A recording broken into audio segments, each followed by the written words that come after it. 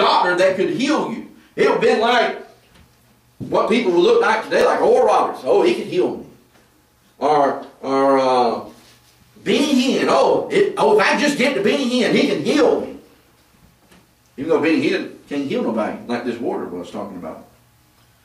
Look over at Revelation 22:17.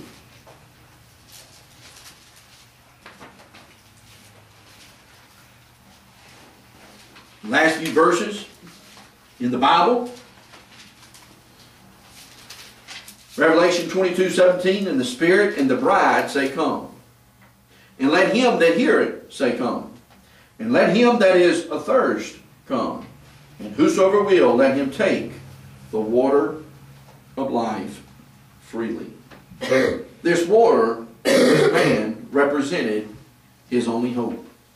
He was hopeless, he was helpless, and he needed something to give him some relief. And this is what this water represented to him. He had no idea what was about to happen to him. All he had his mind fixed on, he knew nothing of Jesus. He knew nothing that Jesus was coming by. All he knew was that I just need to get in that water first. That was his only goal in life, was to get to that water so he could put his feet in those water and be healed of his disease. The water. Let's look a little bit further. Let's look at the withered man. The withered man. Look at verse 3. We notice that this withered man was not alone. It says, and in these lay a great multitude of impotent folk. Of blind, people that were blind, people that were halt, withered. And they were waiting for the moving of the water. They too were waiting for the water. But he wasn't alone. No, he wasn't alone at all. There was a multitude of people laying around the pool, waiting for the troubling of the water so they could step in just as well. Some were blind, but they probably could get around better than someone that had to pull themselves with their arms without no legs. Some could hobble up there a whole lot quicker. Fact is, he wasn't alone. There was many people waiting to get in the water. Question is, why were they there? They were all there for the same reason. Because they needed help, and they needed the water to heal them. The withered man, he was not alone. There was a great multitude. Not only that, look at verse 5. And a certain man was there which had an infirmity 38 years. And this is the man that we're talking about, that Jesus heals. He had been for 38 years waiting for the troubling of the waters. For 38 long years. And had he been laying there 38 years? I don't know. Possibility is he's been laying there a long time. Possibility he's been laying there 38 years, waiting for the opportunity to be the first one there. But someone would always beat him to the water. For 38 years he had had a problem in his condition physically. Look at verse 6 and 7. I'm sorry, verses 4 and 5. It says that he had no healing. For an angel went down at a certain season into the pool and troubled the water. Whosoever then first, after the troubling of the water, stepped in, was made whole of whatsoever disease he had. And a certain man was there which had infirmity 38 years. He had a disease that couldn't be healed. His doctors couldn't help him. No one could heal him. He had no help. He had no hope. And he was not alone. And then we look at and see that he had no help. Look at verse 6 and 7. When Jesus saw him lie and knew that he had been now a long time in that case, he said unto him, Wilt thou be made whole? Do you want to be whole? Do you want to be whole? Do you want to be healed of this disease? Jesus was asking him. The impotent man answered him, Sir, I have no man. When the water is troubled, to put me into the pool. See, someone would have to actually carry him and pick him up. You say, where was his family? I don't know.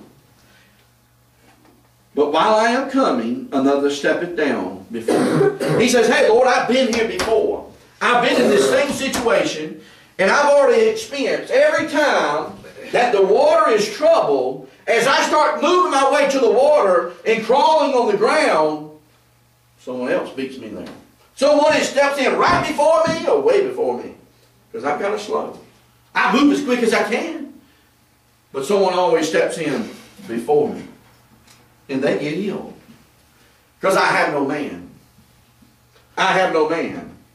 You say, where was his family? I don't know. Maybe they were all dead. Maybe they had forsaken him. I don't know. Maybe he was just too much trouble for his family. So they just kind of put him out. Said, we can't take care of this crippled man all our life. We got things to do. So they just put him out maybe. I don't know. The Bible doesn't tell us. But the fact is, we do know that he had no help. He was helpless. No one was there to lend him a hand. No one cared enough for him that they would say, hey, whatever his name was, I tell you what, I'm going to hold you. And as soon as that water's troubled, boy, I'm going to run because I'm the quickest one here. Because I got good legs and I'm quick. And I'm going to carry you and I'm going to put you in the water. No one was there. He said, no one. Boy, isn't that the condition of the world today? They have no one. We're going to come back to all this. And I'm just kind of getting over it. Because then we'll get to a point. And then we want to look at not only the water, the withered man, and then the witness. Look at the witness. That's in verse 7. It goes along with the same thing that I just said, that there was no man. There was no witness there to help this man. He was all alone. Where was the person that was there to carry him? Diana asked the question this morning, how shall they hear without a preacher? This person was all alone, physically, no one to help him individually. There was a multitude of people around him. That he was without help, he was hopeless, but yet there was no one there to help him. He had heard about others being healed. He had seen it with his own eyes that there certainly was healing in the water. There was help to be found there, but no one to help him. The witness wasn't there. There was no one to take him to the water. There was no person to be a go-between, so to speak. There was no witness. And then, look at the word. There's three statements that Jesus made here. In verse 6 is the first one. He says, wilt thou be made whole? He asked him a question. Wilt thou be made whole? Certainly this man's response was yes, I want to be healed. Nobody wants to go around through life crippled or blind or mute or deaf. Certainly he wanted to be healed. Jesus certainly knew the answer to this. It wasn't like Jesus was trying to find out some information. Jesus already knew the answer. He already knew this man's heart. And he asked him a question though. Wilt thou be made whole? He wanted to hear the man's answer. The man's answer was, I have no man. And then Jesus became that person. Jesus became that witness.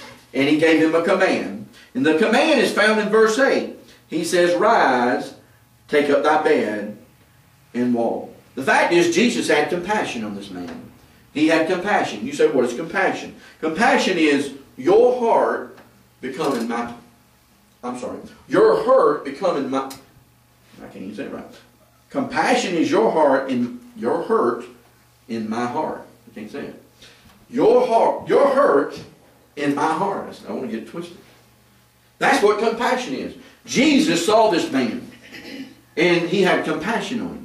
All throughout the Scriptures in the New Testament, in the Gospels, we see that Jesus would look at someone and have compassion upon them. What that was is, he saw that person's hurt and their pain, and it became part of his heart. And that's what compassion is. Is that when someone else is hurt, when you see them hurting, or going through problems, or troubles, or trials and testings, those hurts become yours. And that's what you call compassion. And that's what Jesus saw here. He had knew that he had been here for a long time, it said in verse 6. He knew that he had been here a long time. And he passed by. Now, of all the multitude that was sitting there, why did Jesus pick this one? I don't know. Why didn't he pick the blind man? Why didn't he pick the deaf or the mute? I don't know. The fact is, Jesus may have healed a lot of people here. I don't know. The Bible don't always tell us every story. He might have healed everybody there. The Bible tells us there's books cannot contain what Jesus did. And all the people that he healed and raised from the dead. Possibly he probably healed everyone there, I would suspect. But the story is about this one man. And Jesus had compassion on him. And God said, I want y'all to know this story. Why? Well, I think we're going to find out in just a minute. Another statement, and then he gives a warning. Jesus not only asked a question, wilt thou be made whole? Not only did he give him a command. You notice that he followed the command. He says, rise, take up thy bed and walk. And immediately the man was made whole. And he did take up his bed, and he did walk. Boy, if I was crippled, and someone said, take up your bed and walk, I don't care what day it was, I'd take up my bed and walk. If I've been sick for 38 years, and he said, take up your bed and walk. And all of a sudden my legs were healed, and boy, I had strength, and I could move them and say, wow, man, I'm going to take up my bed and run. I'm going to leap for joy. And that's what this man did. And boy, he took it up. He obeyed Jesus. And then he gives him a warning when he found him later on in verse 14. And when he found him in the temple, he says, behold, thou art made whole. Sin no more, lest a worse thing come unto thee. I believe this man was saved.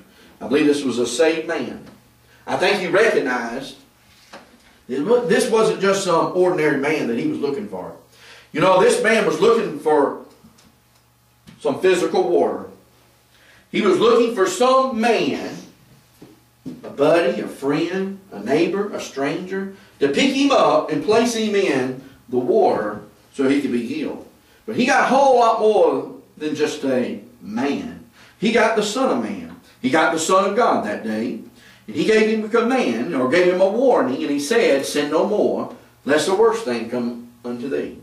He was telling him, hey, you're saved now. I've healed you physically. Now you're saved. Go and sin no more, lest something else happen to you a whole lot worse than being healed. Something that's going to be a whole lot longer than any 38 years. And it ain't no trash dump, Jehovah's Witnesses. It ain't just a place where they burn trash. No, this is called a lake of fire Jesus was talking about. He was talking about a place where eternal damnation, everlasting torments. That's what he was talking about. This man, I believe, was saved. Now I want to go back, and I want to apply this to our day and to our life. I believe today, you might say, well, you harp on this. Well, I probably do. I don't know. All I know is that it applies to us today. And if you just take Scripture and you never apply it to you, what good is it? Well, you say, well, that's a pretty good story. That's nice. That's good. And that's good that you read it.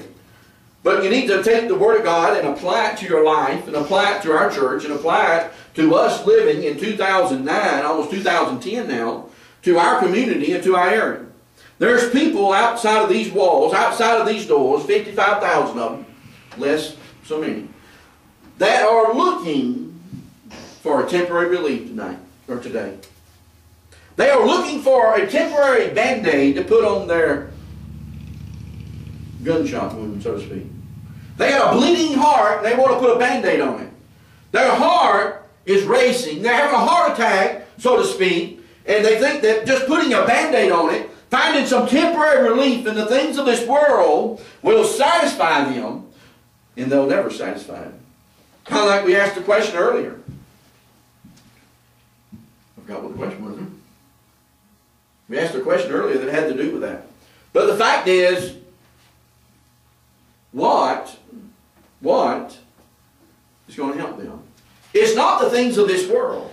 It's not these temporary things. This man was looking for a temporary relief of being healed. And that's what people today are looking for. They're looking for something in a bottle. They're looking for it in the lottery ticket. If they could just win the lottery, it's a temporary relief. Oh, if I could just have more money, it would solve all my financial problems. It would solve my marriage problems. Boy, if I could just win the lottery, boy, where would I be? You'd probably be in bankrupt in just a few years.